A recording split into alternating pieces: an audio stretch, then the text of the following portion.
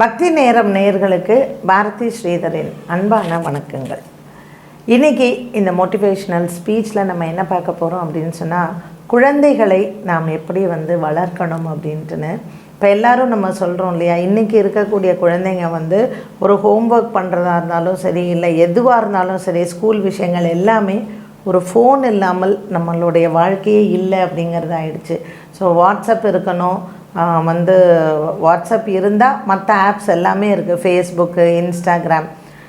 என்னுடைய அனுபவம் ஒரு ஜோதிட ஆலோசகராக இருக்கும் பொழுது என்னிடத்தில் பல பேர் பிரச்சனைகளை பேசுகிறாங்க.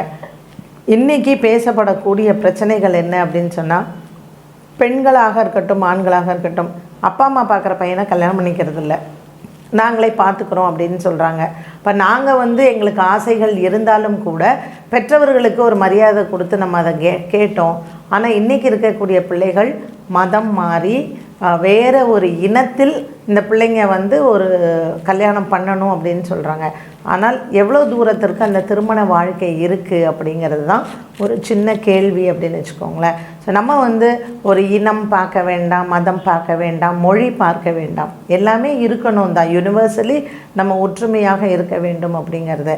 ஆனால் இந்த குலம் மாறி திருமணம் செய்கிறதுனால பிறக்கக்கூடிய குழந்தைகளுக்கு ஏதாவது பாதிப்புகள் வருமா? அப்போ ஏன் அந்த காலத்தில் பெரியவங்க இதெல்லாம் நமக்கு சொல்லி வச்சுருக்குறாங்க அப்படின்னு சொன்னால், நிச்சயமாக நம்மளுடைய மண் அப்படிங்கிறது வேறு. இப்போ நம்ம வாஸ்து பார்க்குறோம் இல்லையா, இப்போ சீன வாஸ்து அப்படின்னு சொல்கிறோம். ஒவ்வொரு இடத்துலையுமே அந்த மண்ணுக்கு அப்படிங்கிற ஒரு விஷயம் நிச்சயமாக உண்டு. இதுக்கு நான் ஒரு சின்ன உதாரணம் சொல்லணும்னு ஆசைப்பட்றேன்.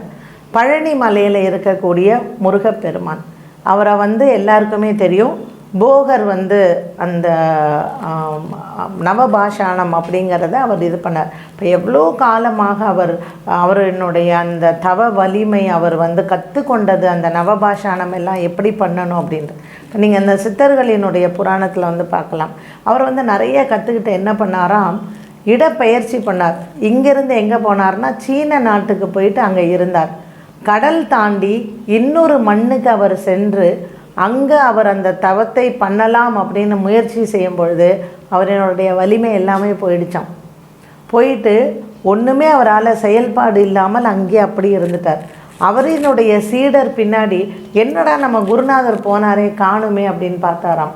அப்புறம் தான் அவருக்கு தெரிஞ்சது, அவருடைய அவர் சொல்லி கொடுத்தார் இல்லையா, அதில் இவர் எங்கே இருக்காருன்னு கண்டுபிடிச்சி பார்த்தா, சீன நாட்டில் ஏதோ மூலிகை பார்க்கணும், இல்லை நம்ம அங்கே போய் கற்றுக்கலாம் அப்படின்னு சொல்லிட்டு அங்கே போயிருக்கார். போனவர் இங்கே அவர் எவ்வளோ கஷ்டப்பட்டு எல்லாத்தையும் தன்னுடைய உடம்புலையும் தன்னுடைய மனதாலையும் எப்படியெல்லாம் சேர்த்து வச்சாரோ அது எல்லாமே அங்கே போய் அவர் செயல்பாடு இழந்து இவர் அங்கே போய் தன்னுடைய முதுகில் சுமந்து பறந்து கொண்டு வந்தாராம் பழனி மலைக்கு திரும்ப. இப்படி ஒரு கதை உண்டு.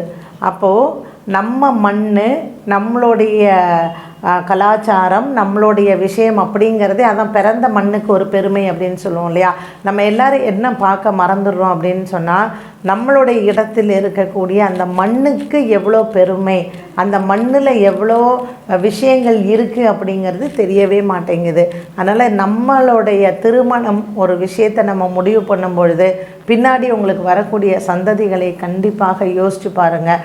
இந்த சந்ததிகளுக்கு இன்றைக்கி இருக்கக்கூடிய காலகட்டத்தில் நிறைய ஆரோக்கிய குறைபாடுகளும் ஆயுள் கம்மியாகவும் இன்றைக்கி இருக்கக்கூடிய சந்ததிகள் இருக்காங்க.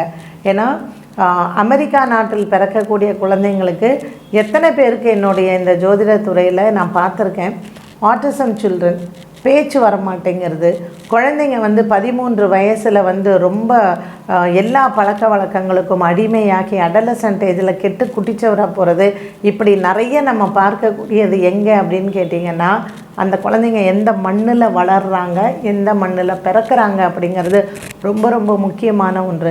ஸோ இந்த திருமணம் அப்படிங்கிறது அவங்கவுங்களுடைய தனிப்பட்ட விஷயம்தான். ஆனால் ஒரு முடிவு எடுக்கும் பொழுது நமக்கு பின்னாடி வரக்கூடிய குழந்தைகளையும் நாம் தேர்வு செய்ய வேண்டும் இல்லையா. அந்த குழந்தைங்க நம்மளால் வர்றவங்க தான். இப்போ அந்த குழந்தைங்களுக்கு நம்ம நல்ல ஒரு ஆரோக்கியத்தை கொடுக்கணும், நல்ல ஒரு ஆயுளை கொடுக்கணும், நல்ல ஒரு எதிர்காலத்தை கொடுக்கணும், நிறைய புண்ணியத்தையும் கொடுக்கணும். இப்போ நம்ம அப்பா அம்மா ஐயோ பரம்பரையில் இப்படி ஒரு சேர்த்து வச்ச ஒன்று இப்படி பண்ணிட்டாங்களே அப்படின்னு சொல்லும்பொழுது இந்த குழந்தைங்கள்லாம் என்ன பண்ணுறாங்கன்னா, நீங்கள்லாம் அந்த காலமாக இருக்கீங்க, 10ஆம் பசலியாக இருக்கீங்க, உங்களுக்கு என்ன தெரியும் அப்படின்னு சொல்லி பெற்றோர்கள் வாயை அடைத்து விடுகிறார்கள். ஆனால் கோர்ட்டு பக்கம் 30ஆம் நாளே போய் விவாகரத்துக்கு நிற்கிறாங்க. எந்த ஒரு ஆணும் பெண்ணும் ஒரு தாம்பத்தியம் அப்படின்னு இணைஞ்சிட்டாங்களாலே உடல் ரீதியாக அவங்கவுங்களுடைய பாவ புண்ணியமும் அதோடு சேரும். அதனால் இன்றைக்கி இருக்கக்கூடிய காலகட்டத்தில் குழந்தைகளை நாம் வளர்க்கும்போது சிறு வயதிலிருந்தே நம் மண்ணினுடைய பெருமையை சொல்லணும். திருவாசகம் படித்தவங்கள பற்றி சொல்லுங்கள், ஆழ்வார்களை பற்றி சொல்லுங்கள், ஆச்சாரியனை பற்றி சொல்லுங்கள். அந்த குழந்தைங்களுக்கு சின்ன வயசுலேயே நீங்கள் ஐபேட் கொடுத்தீங்கன்னா அது சம்மந்தப்பட்ட கதைகளை பார்த்து அந்த குழந்தைங்க வந்து தெரிஞ்சுக்கிட்டோம். ராமாயணம் மகாபாரதம் ரெண்டு இதிகாசமுமே மனிதன் எப்படி வாழணும் அப்படிங்கிறதுக்கு ஒரு உதாரணம். அதனால் குழந்தைங்களுக்கு கண்டிப்பாக சொல்லிக் கொடுங்க. வருங்காலத்தை காப்பாற்ற வேண்டிய பொறுப்பு இன்றைக்கி இளைஞர்களுக்கு இருக்குது. அதனால் இந்த மண்ணின் பெருமையை குழந்தைகளுக்கு வளரும் பொழுதே சொல்லிக் கொடுத்தால் நம்மளுடைய நாட்டையும் காப்பாற்றலாம், நம்மளுடைய வீட்டையும் காப்பாற்றலாம்.